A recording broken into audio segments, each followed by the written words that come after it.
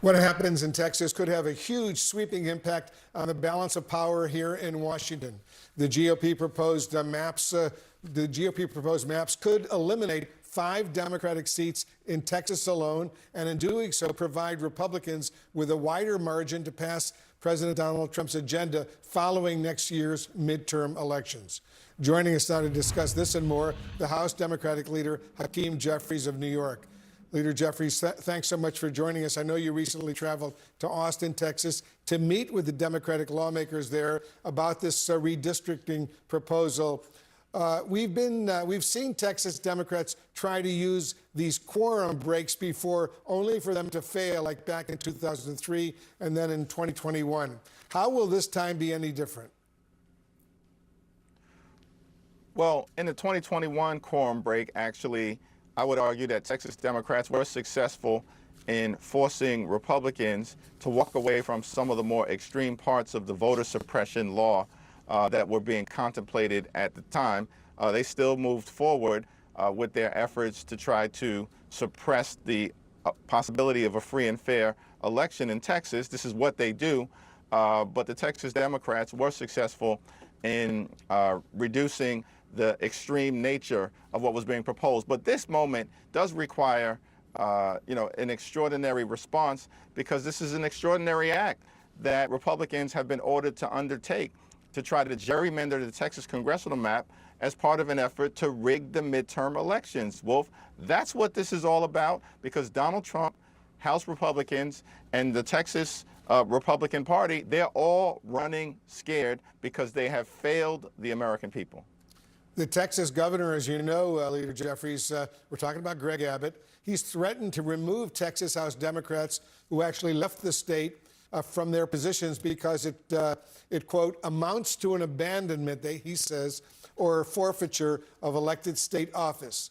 Governor Abbott also says Texas Democrats may have violated what he calls bribery laws. How do you respond to all of this?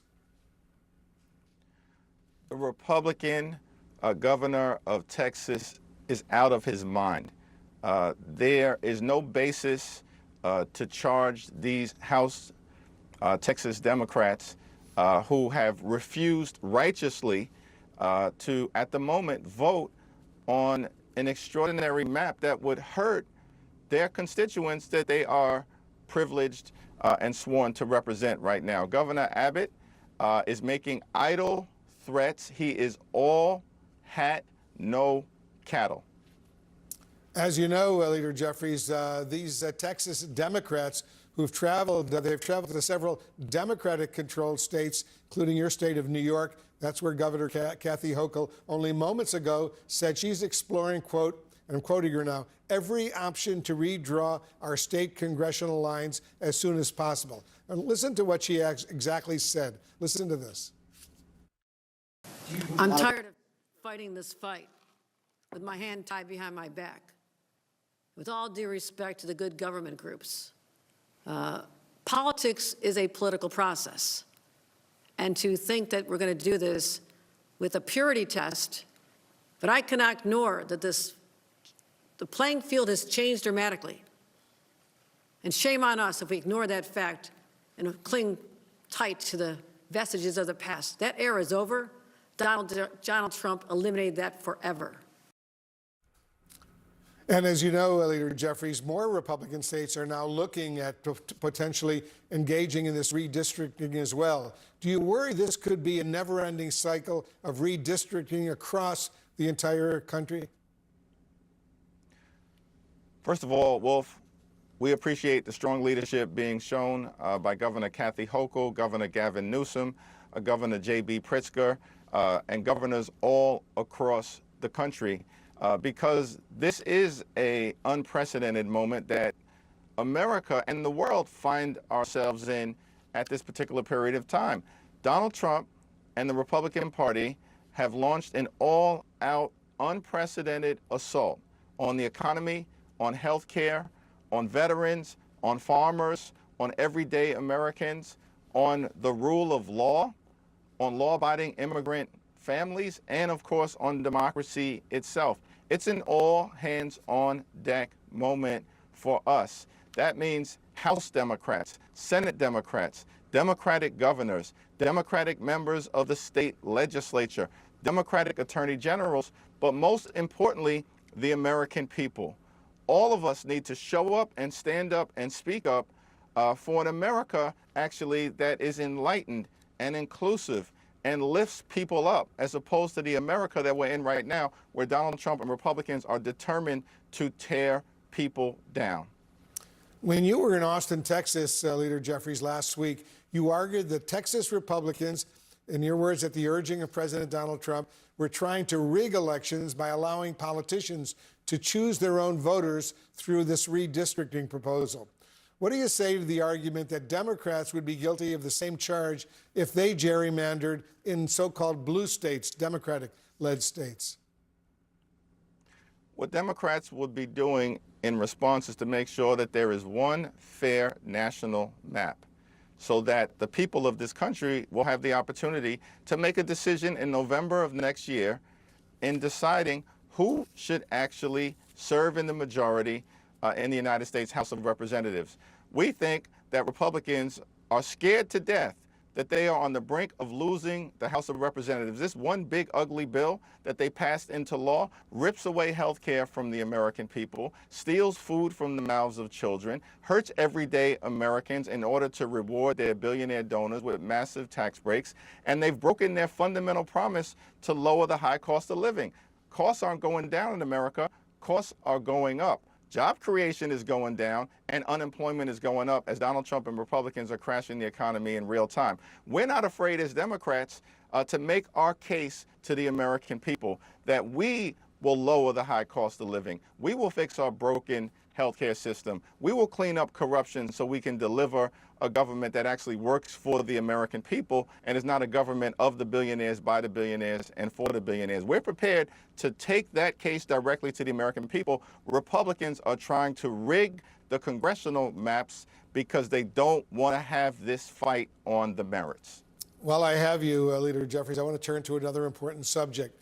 Your counterpart in the U.S. Senate, Chuck Schumer, a man you know well, earlier this morning, he called for the firing of the White House National Economic Council Director, Kevin Hassett, after Hassett defended President Donald Trump's decision to axe the head of the Bureau of Labor Statistics following the other day's very disappointing jobs report. Do you think Hassett should be fired? I don't think Hassett is qualified to be part of this administration, but that in fact is the case as it relates to so many members of the Trump administration. This is the most unqualified administration in American history, which is why the whole thing is a disaster. They failed to make life better for the American people. In fact, they're making life worse, making life more expensive. These Trump tariffs, these Republican-backed tariffs, are increasing costs on everyday Americans by thousands of dollars per year. And now you see the job market collapsing in the country, Trump continuing to destabilize our economic system, and they're driving us toward a recession. All of them are unqualified to be serving the American people right now. On another sensitive issue, while I have you, Congressman, on the war between Israel and Hamas and the worsening crisis unfolding in Gaza right now, your Democratic colleague, Congressman Ro Khanna of California, is now circulating a letter urging the White House to recognize a Palestinian state. Are you open to signing on to that? I haven't seen the letter or talked to Ro, but here's what I'll say about the situation.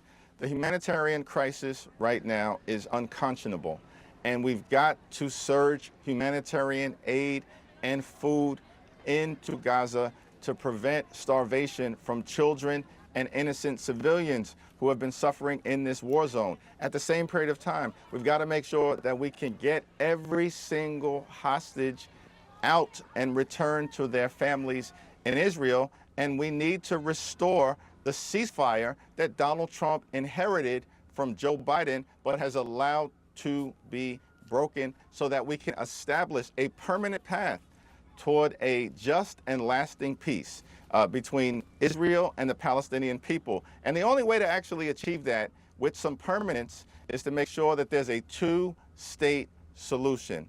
A safe and secure Israel living side by side with a Palestinian state that allows the Palestinian people to pursue and experience dignity, prosperity, and self-determination. So I hear you saying basically, correct me if I'm wrong, Leader Jeffries, that you would support a U.S. decision to support a new independent Palestinian state.